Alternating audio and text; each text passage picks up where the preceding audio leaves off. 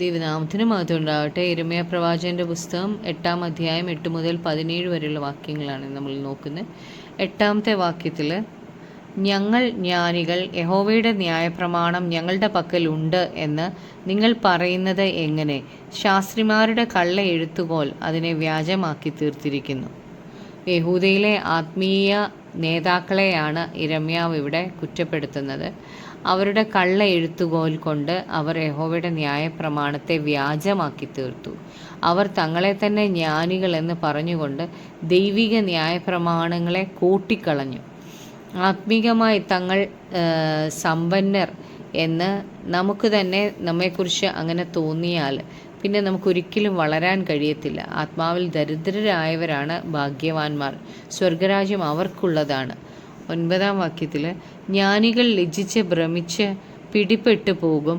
അവർ യഹോവയുടെ വചനം ധിക്കരിച്ചു കളഞ്ഞുവല്ലോ. അവർക്ക് എന്തൊരു ജ്ഞാനമുള്ളൂ. അപ്പം ദൈവവചനത്തെ തള്ളിക്കളയുന്നവർക്ക് ജ്ഞാനമില്ല. ലോകത്തിലുള്ള മനുഷ്യരെല്ലാം സ്വന്തം ജ്ഞാനത്തിലൂടെ അവരുടെ പ്രശ്നം തീർക്കാൻ നോക്കുമ്പോൾ അവർ വീണുപോകും. രാഷ്ട്രീയക്കാരും നേതാക്കളും വലിയ പദവികളിൽ ഇരിക്കുന്നവരും ദൈവവചനത്തെ തള്ളിക്കളഞ്ഞിട്ട് ദൈവിക ജ്ഞാനത്തെ തള്ളിയിട്ട് ഭോഷന്മാരായിത്തീരുകയാണ്. 10 മുതൽ 12 വരെയുള്ള വാക്യങ്ങൾ വായിക്കുമ്പോൾ, അതുകൊണ്ട് ഞാൻ അവരുടെ ഭാര്യമാരെ അന്യന്മാർക്കും അവരുടെ നിലങ്ങളെ അവയെ കൈവശമാക്കുന്നവർക്കും കൊടുക്കും. അവരൊക്കെയും ആബാലവൃദ്ധം ദ്രവ്യാഗ്രഹികളാകുന്നു.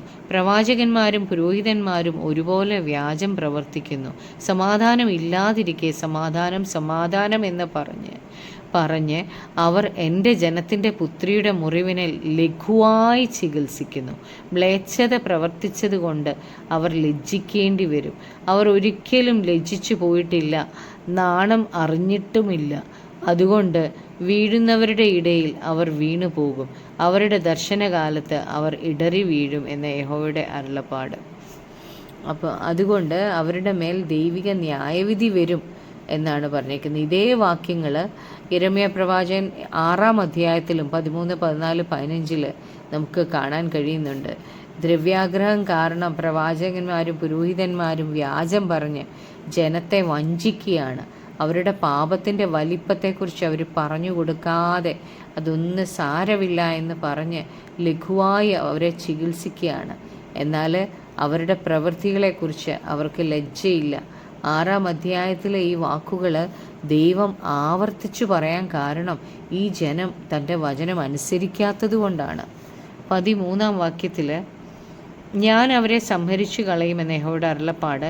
മുന്തിരിവള്ളിയിൽ മുന്തിരിപ്പഴം ഉണ്ടാകയില്ല, അത്തിവൃക്ഷത്തിൽ അത്തിപ്പഴം ഉണ്ടാകയില്ല. ഇലയും വാടിപ്പോവും. അവരെ ആക്രമിക്കുന്നവരെ ഞാൻ നിയമിച്ചിരിക്കുന്നു. ദൈവം അനുവദിക്കാതെ ദൈവജനത്തിന് ഒന്നും സംഭവിക്കുകയില്ല. നമ്മുടെ തലയിലെ ഒരു മുടിയെങ്കിലും താഴെ വീഴണമെങ്കിൽ ദൈവം അറിഞ്ഞേ സംഭവിക്കൂ. ഈ ജനത്തെ ആക്രമിക്കുവാൻ ശത്രുവിനെ ആക്കി വെക്കുന്നതും അവരുടെ അധ്വാനത്തിൻ്റെ ഫലം ആകുന്നതുമെല്ലാം ദൈവമാണ് ഇതിൻ്റെ പിന്നിൽ. കാരണം അവർ ദൈവത്തെ അനുസരിക്കുന്നില്ല.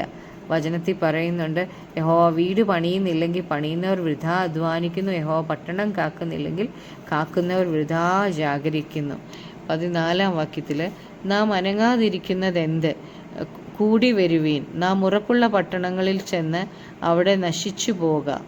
നാം യഹോവയോട് പാപം ചെയ്യുക കൊണ്ട് നമ്മുടെ ദൈവമായ യഹോവ നമ്മെ നഞ്ചുവെള്ളം കുടിപ്പിച്ച് നശിപ്പിച്ചിരിക്കുന്നു. അപ്പോൾ ശത്രുക്കൾ അവരുടെ നേരെ വരുന്നത് കണ്ടപ്പോൾ അവർക്ക് മനസ്സിലാകുകയാണ് അവർ ദൈവത്തോട് പാപം ചെയ്തു എന്ന്. അവരുടെ സ്വന്തം ശക്തി കൊണ്ട് എന്ത് ചെയ്താലും ദൈവം അനുകൂലമല്ലാത്തത് കൊണ്ട് അവർ നശിച്ചു പോകുമെന്ന് അവർക്കറിയാം. 15 മുതൽ 17 വരെയുള്ള വാക്യങ്ങൾ വായിക്കുമ്പം, നാം സമാധാനത്തിനായി കാത്തിരുന്നു, എന്നാൽ ഒരു ഗുണവും വന്നില്ല. രോഗശമനത്തിനായി കാത്തിരുന്നു, എന്നാൽ ഇതാ ഭീതി.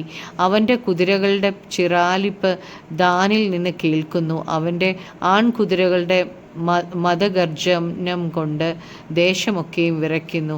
അവ വന്ന് ദേശത്തെയും അതിലുള്ള സകലത്തെയും നഗരത്തെയും അതിൽ വസിക്കുന്നവരെയും വിഴുങ്ങിക്കളയും.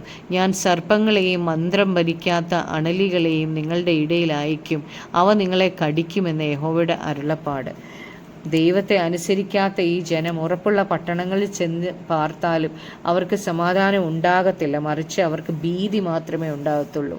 ദൈവത്തിൻ്റെ ന്യായവിധി അവർ നേരിടേണ്ടി വരും. 15, 16, 17 വാക്യങ്ങളിൽ ദൈവിക ന്യായവിധിയാണ് നാം കാണുന്നത്. ദൈവത്തോടും ദൈവവചനത്തോടും മത്സരിക്കുന്നവർക്ക് സമാധാനം അനുഭവിക്കാൻ കഴിയത്തില്ല, മറിച്ച് അവർ ന്യായവിധിയെ നേരിടേണ്ടി വരും. നമുക്ക് പ്രാർത്ഥിക്കാം. കർത്താവായ യേശുവേ, അങ്ങയുടെ ഹിതപ്രകാരം അങ്ങയുടെ വചനം അനുസരിച്ച് അങ്ങയുടെ സമാധാനം അനുഭവിക്കുന്നവരാക്കി ഞങ്ങളെ തീർക്കണമേ.